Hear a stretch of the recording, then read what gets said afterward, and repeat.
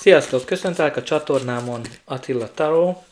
Ebben a videóban azt fogjuk megnézni, hogy milyen jövő vár Magyar Péterre, a Tisza párt vezetőjére.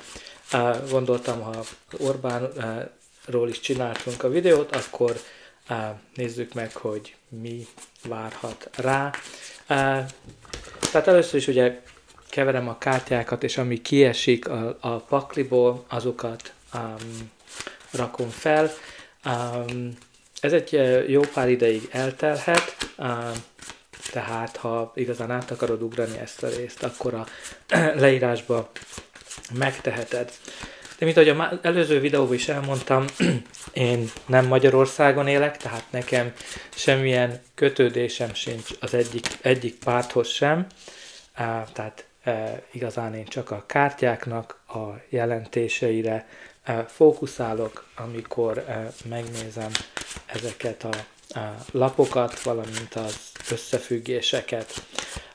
Valamint azt is szeretném megkérni, hogy a kommentbe legyetek kedvesek egymással, mert igazán szerintem azzal nem értek el semmit, hogyha nem vagytok kedvesek.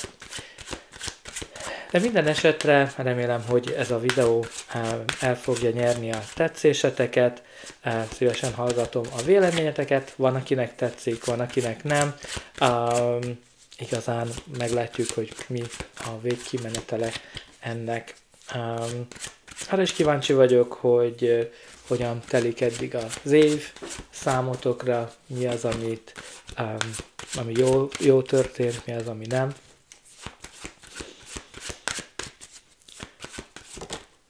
Okay. Tehát láthatjátok, van, amikor gyorsabban kijönnek, van, amikor pedig lassabban.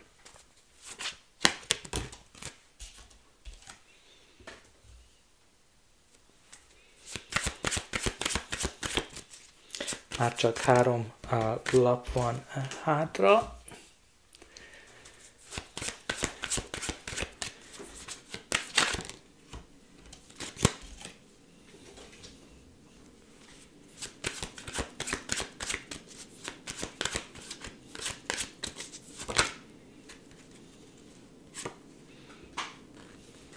Oké, tehát végre megvan a 9 lapunk.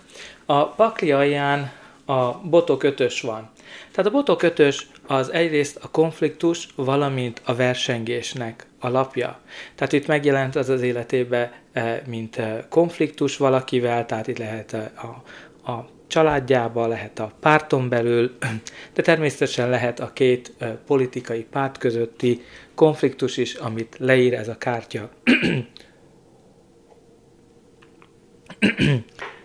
De az is nagyon fontos ennél a lapnál a versengés. Tehát itt ugye ez jelentheti azt, hogy ő most verseng a Magyarország kegyéért, arra, hogy szavazzanak rá, ugye verseng a Fidesszel együtt, Fidesz ellen.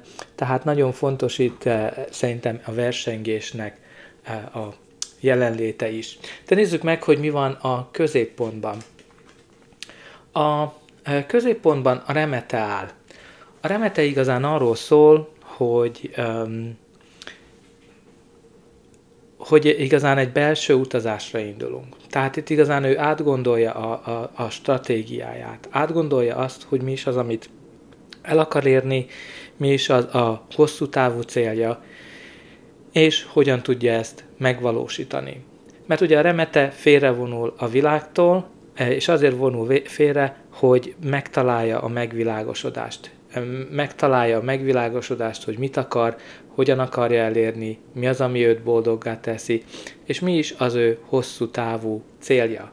Tehát itt ugye ez a fényesség jelzi azt, hogy ugye megtalálja azt, hogy hogyan kell elérni, megtalálja az utat ahhoz, hogy hogyan tudja elérni a célját. Tehát itt nagyon nagy belső merengések vannak nála, hogy hogyan, mit tud tenni. Valószínűleg ezzel a versengéssel kapcsolatosan mi az, amit változtatnia kell.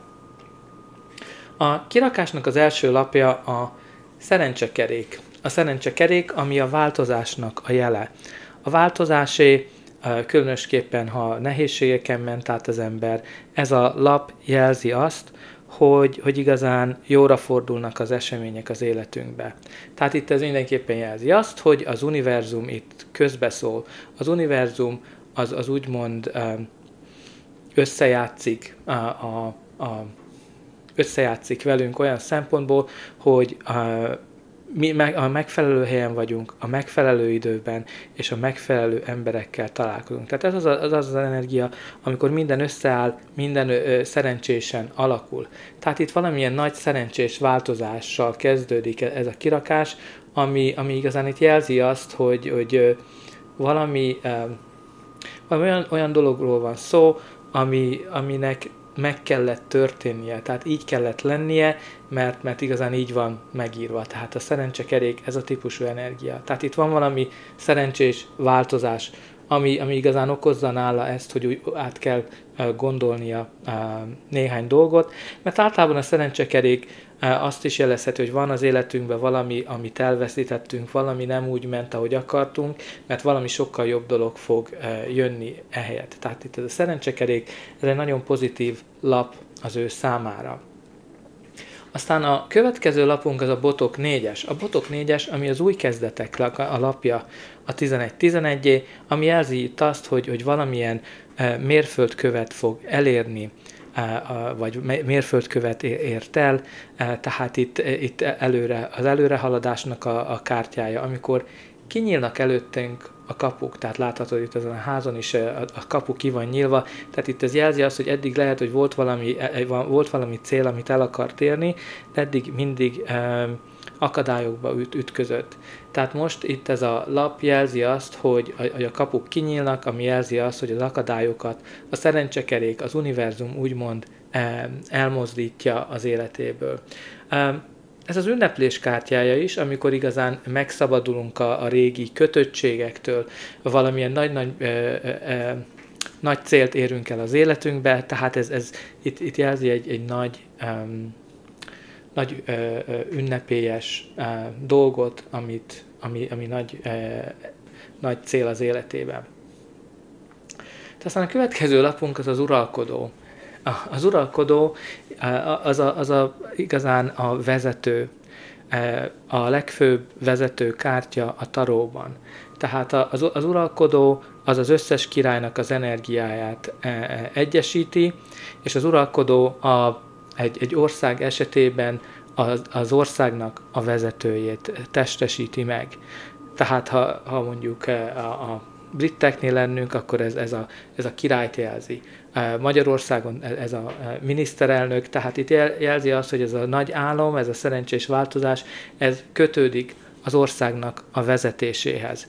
De az uralkodó ugye a stratégiáról is szól, tehát nagyon aktív,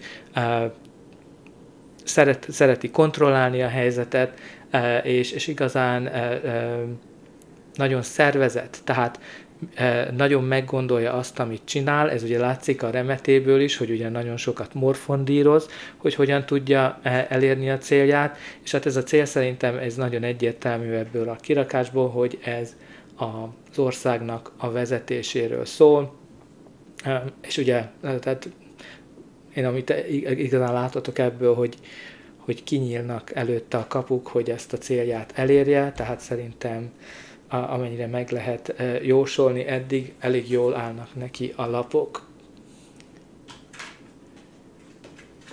A kirakás következő lapja az az érmék királynője. Tehát ez általában lehet egy női személy az életében, lehet az ő energiája. Ez egy olyan személy, aki nagyon jól tud a pénzzel bánni. Ez egy olyan személy, aki nagyon meggondolt, tehát a hosszú távú célra fókuszál, és igazán keményen megdolgozik azért, amit elér. Tehát itt ez jelezheti azt, hogy ugye itt a hosszú távú célra fókuszál, amit ugye az ország vezetésének az elérése.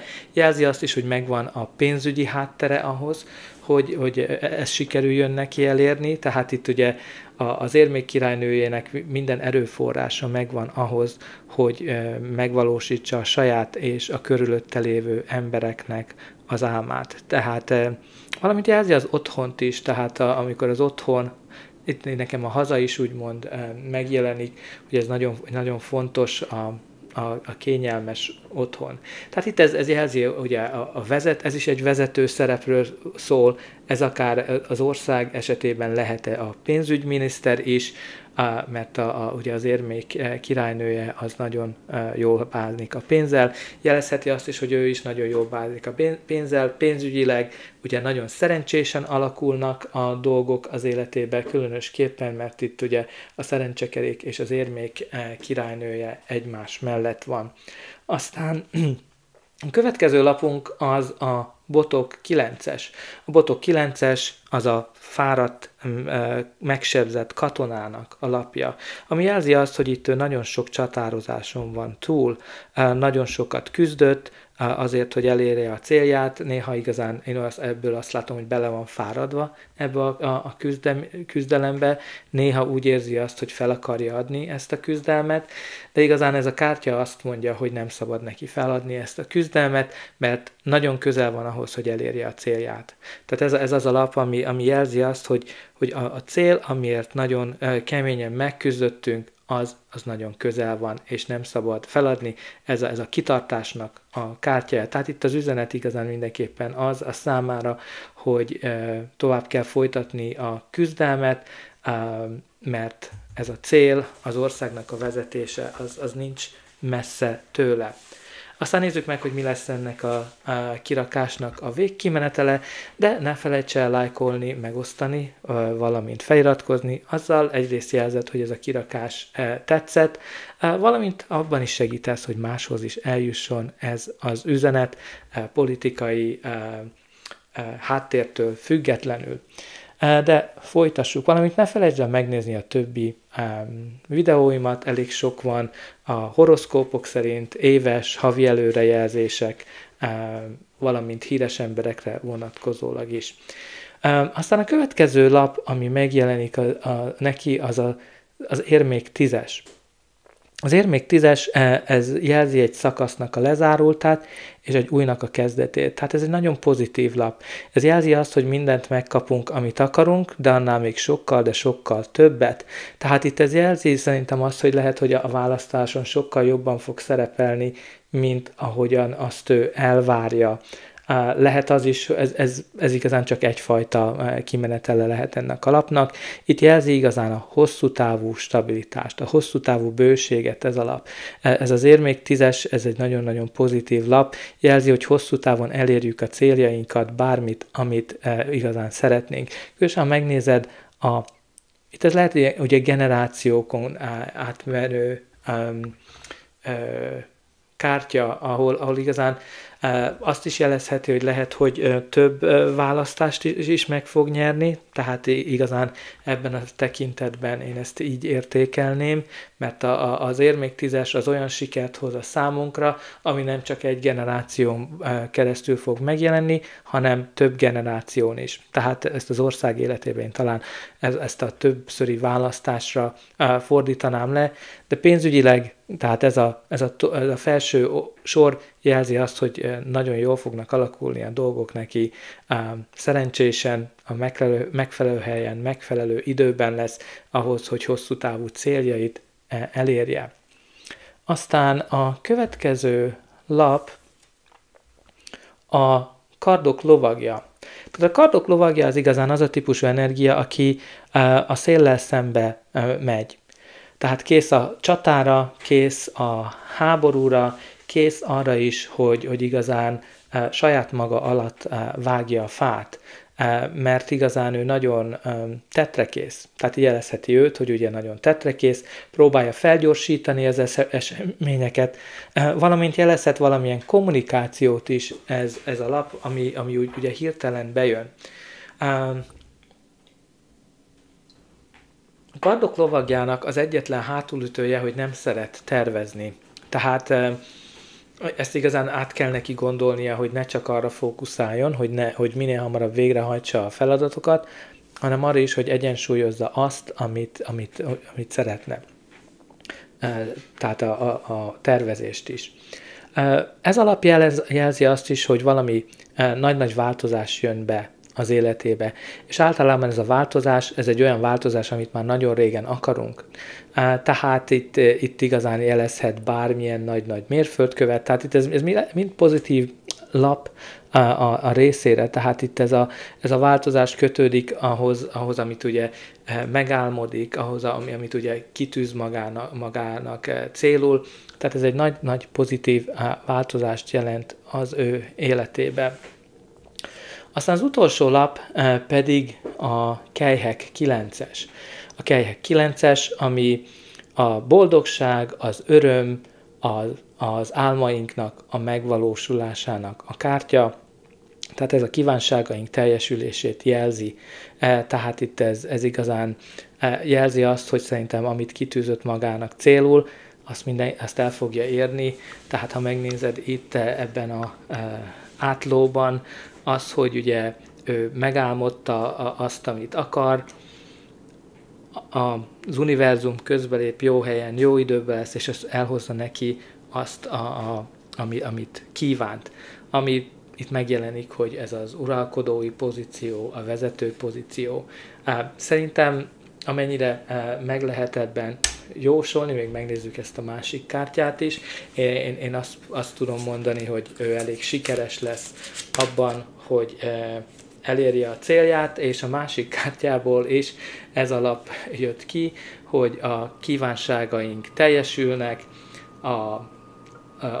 az álmaink megvalósulnak, az imáinkat meghallgatták, ami őt érdekes, hogy ugye ott azon a kártyán is imádkozik az illető. Csodák, türelem, kér többet, szerencsel. Tehát szerintem neki elég szerencsésen fognak alakulni a dolgok, és szerintem, hogyha meg lehet jósolni, akkor szerintem ő lesz az országnak a következő vezetője. Hát igazán ennyi van számotokra, remélem, hogy tetszett a kirakás, még ha nem is vagy elégedett az eredményével, vagy ha elégedett vagy, igazán ezt mondják a kártyák, és remélem, hogy megnézed a többi videóimat is.